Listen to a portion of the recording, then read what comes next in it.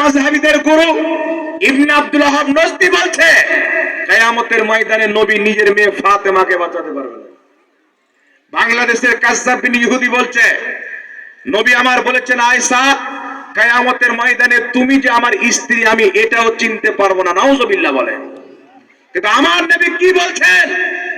আমার নবী বলছেন তিরমিজির হাদিস, যখন আমি মেরাজে আল্লাহর নিকটবর্তী হয়ে গেলাম, আল্লাহ নিজের দাস্তে কুদরত আমার পিঠের উপরে রেখে দিলেন। আল্লাহ যখন দাস্তে কুদরত আমার পিঠে রাখলেন, তার ঠান্ডা কোন ভাব আমি আমার কলবে অন্তরে করলাম।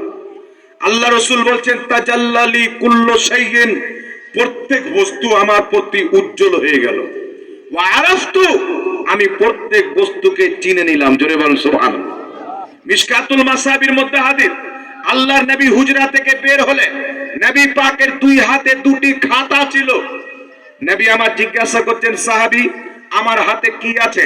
সাহাবী বলছেন ওয়াল্লাহু ওয়া রাসূলুহু আলাম, আল্লাহ আল্লাহ রাসূল ভালো জানেওয়ালা।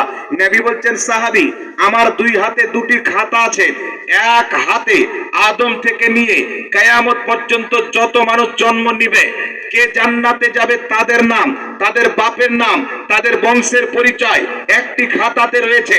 আরেকটি খাতাতে কে জান্নাতে যাবে তাদের নাম, তাদের বাবার নাম, তাদের খানদানের নাম আরেকটি খাতাতে রয়েছে। অর্থাৎ কে জান্নাতে যাবে কে জাহান্নামে যাবে তাদের লিস্ট আল্লাহ আমাকে দিয়ে দিয়েছেন। তাদের বাপের নাম তাদের খানদানের নাম আমাকে দিয়ে দিয়েছেন। কে জান্নাতি হবে আমি নবী মুস্তাফা সেটাও জানি, কে জাহান্নামী হবে আমি সেটাও জানি, তাদের বাপের নামও জানি, তাদের গোষ্ঠীর নামও জানি।